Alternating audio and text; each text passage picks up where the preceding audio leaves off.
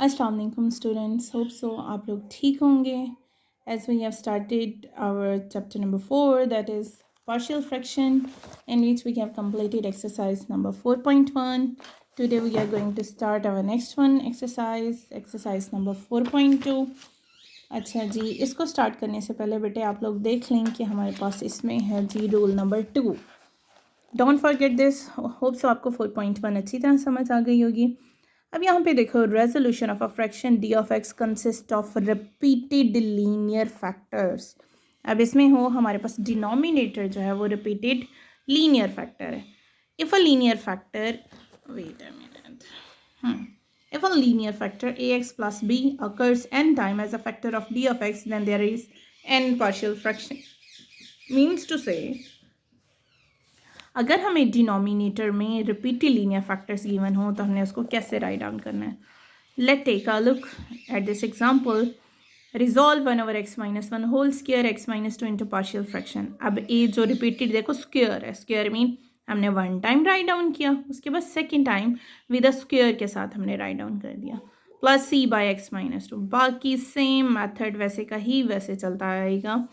दो वेरिएबल्स की हमारे पास ए और बी की जो है उनके वैल्यू फाइंड कर लेंगे. हमारे पास अगर सी रह जाता है तो उसके लिए जो मैंने लास्ट वीडियो में आपको हिंट दिया था, बाय कंपेयरिंग द कोफिशिएंट और equating the coefficient of highest power. Here look here, it's in this example the highest power is x square on both sides. तो हम क्या करेंगे, यहाँ पे देखो इस इक्वेशन से हम एक्स स्क्वायर जो है हमारे पास उसके कोफिशिएंट कंपेयर कर लेंगे. ठीक है, तो हमने वैल्यू फाइंड कर ली. चलते हैं अपनी exercise 4.2. I have solve question number 1, X square minus 3x plus 1/x-1 whole square x-2. तो इसको देखें स्टूडेंट्स, रूल नंबर 2 है हमारे पास जिसमें हमने कहा repeated linear factors. Okay, don't forget this, repeated linear factors. Okay, किसके रिपीटेड लीनियर फैक्टर्स हों, that is D of x when consist of repeated linear factor. अब यहाँ पे देखो a/x-1 plus b/x-1 whole square, जैसे कि मैंने आपको एग्जांपल से बताया था. मल्टीप्लाई कर दिया इक्वेशन 1 को बाय एलसीएम से, सेम वैसे आ जाएगी. अब जो मैं लास्ट वीडियो में आपसे कह रही थी ना, इनको मल्टीप्लाई कर लेते हैं. एक मैंने नेक्स्ट इक्वेशन बनाई हुई थी बेटे, वो बहुत ज़्यादा आपके लिए ईजी हो जाएगी. If you are going to multiply this equation, a into x-1 x-2 को मल्टीप्लाई किया, सिंप्लीफाई किया, b के साथ मल्टीप्लाई कर दिया, इसका स्क्वायर ओपन किया, सिंप्लीफाई किया. इस इक्वेशन को बनाने का मकसद ये है कि आपको कोफिशिएंट कंपेयर करना बहुत बहुत ज़्यादा इक्वेट करना बहुत ईजी हो जाएगा. ठीक है, अब जो हमारे पास नॉन रिपीटेड लीनियर फैक्टर्स जो हैं उनसे हमने x की वैल्यू फाइंड कर लेते हैं. x-1 equal to 0, x is equal to 1, x की वैल्यू पुट की तो हमारे पास यहाँ पे देखो इक्वेशन में b. हाँ, don't forget this one step, put x is equal to 1 in equation number 2. जब भी आप लोगों ने वैल्यू पुट करनी होगी, जब भी वैल्यू पुट करनी है, याद रखिएगा it will be very easy for you that you have to put in equation number 2 में क्या होगा. अब देखो x is equal to 1 put किया तो 1 - 1 0, 0 multiply by anything, the answer will be 0. Equation number 2 में पुट करने से आपको सिंप्लीफाई करना आसान हो जाएगा बहुत ज़्यादा, एज़ कम्पेयर टू कि आप एक्सपेंड करके उसमें पुट करो तो वो ज़्यादा डिफ़िकल्टी टाइम टेकिंग भी है. फिर आपको पता है बोर्ड में हमारे पास इतना टाइम नहीं होता कि हम बैठे रहें.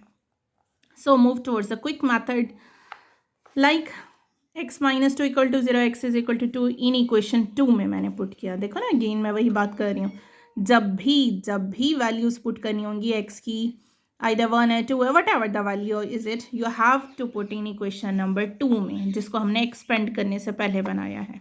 और जब भी आपने कोफिशिएंट इक्वेट करने होंगे तब आप एक्सपेंशन फॉर्म की तरफ आओगे.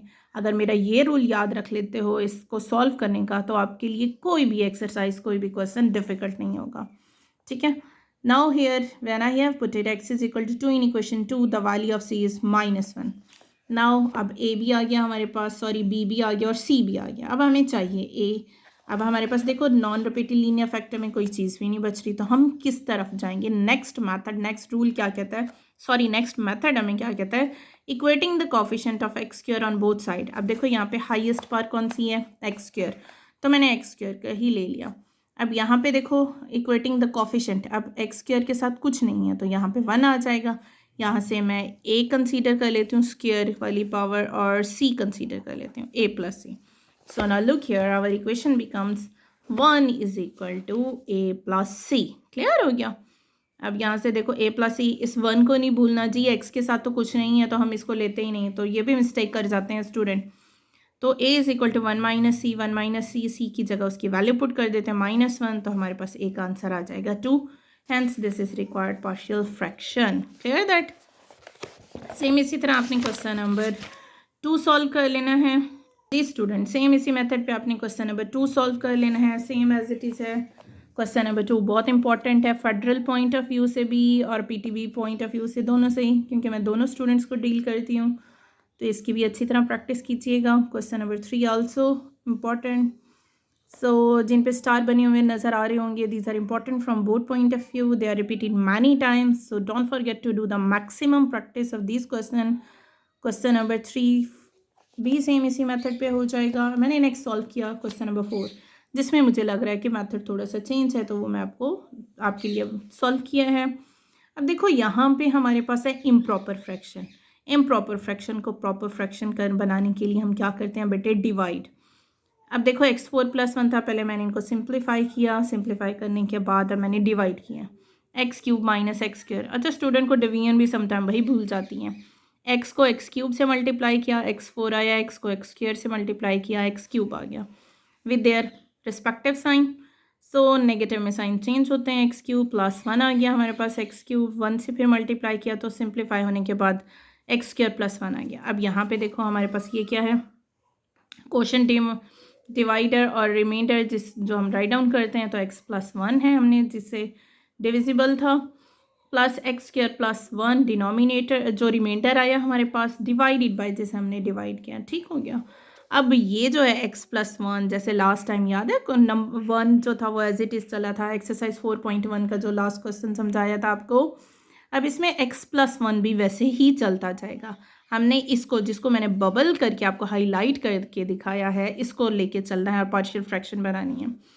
अब देखो a/this + b/x² + c/x - 1 sorry, multiply कर देना equation 1 by LCM, we get. अब देखो एलसीएम क्या है, x² है, x - 1 है, तो मल्टीप्लाई करके फिर मैंने स्टेप आपके लिए आसान कर दिया। वैसे इसको कर लिया करो, फॉलो कर लिया करो तो बहुत अच्छी बात होगी। ठीक है, उससे क्या होता है कि स्टेप बाय स्टेप आपको एरर के चांसेस जो होते हैं वो कम हो जाते हैं। यहाँ से तो एलसीएम ही टोटली कैंसिल हो जाएगा यहाँ पे, इसलिए मैंने राइट डाउन ही नहीं किया। x² + 1 a/this बचिया, b/this, c/this। फर्दर मैंने इक्वेशन 2 बना दिया आप लोगों के लिए, पता होगा आपको क्यों बनाई है, अब तो अच्छी तरह याद हो गया होगा। इसी तरह equation 3 for comparing equating the coefficient and equation number 2 for putting the values. Moving further, x हमारे पास नॉन रिपीटेड लीनियर फैक्टर में हमें x - 1 गिवन था, x = 1। पुट इन इक्वेशन 2 में हमने पुट किया, c की वैल्यू आ गई। अब हमारे पास देखो एक की value I A B C में से, तो c की वैल्यू आ गई। अब हमें a भी चाहिए, b भी चाहिए, तो उसके लिए हाईएस्ट पावर कौन सी है हमारे पास। By comparing the coefficient of x² x we get from equation 3। Equation 3 याद है ना, मैंने कहा था कौन सी। अब ये देखो हमारे पास थी equation number 3, ax² - ax + bx + b। अब x² के coefficient 1 is equal to a + c हो जाएगा, और x के कोफिशिएंट यहाँ के कोई नहीं है तो 0, यहाँ पे होगा -a + b। हाँ, -a + b। Now look here, -a + b = 0, और यहाँ पे x² का क्या था, 1 is equal to a + c। अब c की वैल्यू हमें पता है 2 है, तो a की वैल्यू फाइंड कर ली। अब यहाँ पे x क्यों राइट डाउन किया, ताकि आपको आसानी हो कि ये कोफिशिएंट ऑफ x² थे। अब ये x के कंपेयर किए तो b = सॉरी, b = -1 आ गया। एक्चुअली मौसम चेंज हो रहा है तो फ्लू, नज़ला, ज़ुकाम, तबीयत अजीब सी। सो रिक्वायर्ड पार्शियल फ्रैक्शन हमारे पास आ जाती है जी, -1/x + -1/x²। a b and c की वैल्यू पुट कर देंगे।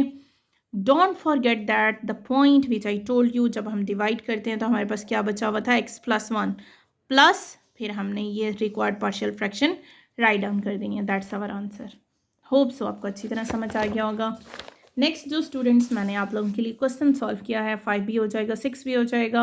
I have move towards question number 7. Seventh one is also improper fraction, so I have expanded it, divided it.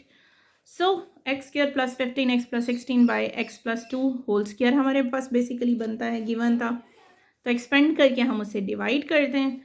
3 plus 3x plus 4 reminder हमारे पास आया, और वो quotient हमारे पास है x square plus 4x plus 4. ठीक हो गया. अब मैंने आपको लास्ट टाइम भी बताया था, हम इसको लेके चलेंगे. ठीक है, इसको लेके चलेंगे, पार्शियल फ्रैक्शन सॉल्व करेंगे. 3 एट द एंड हमने जस्ट आंसर में अटैच कर देना है. Let this by this, A by this plus B by this हमने राइट डाउन कर दिया. मल्टीप्लाई इक्वेशन 1 बाय एलसीएम, तो हमारे पास ये इक्वेशन आ गई. इक्वेशन नंबर 3 मैं बनाना भूल गई थी तो अगेन बना दी. 3x plus 4 ax plus 2a plus b as x plus 2 equal to 0, तो x is equal to -2 put करेंगे इन इक्वेशन b में, तो हमारे पास b की वैल्यू आ गई. Comparing the coefficient of x we get. अब x के कोफिशिएंट यहाँ पे देखो, 3 is equal to a, 3 is equal to a था, तो सिंपल मैंने 3 इज इक्वल टू a लिख दिया. ठीक हो गया. तो आंसर रिक्वायर्ड पार्शियल फ्रैक्शन क्या आएगी, देयरफॉर एट द एंड हमने पुट कर then 3 plus a by this plus b by this.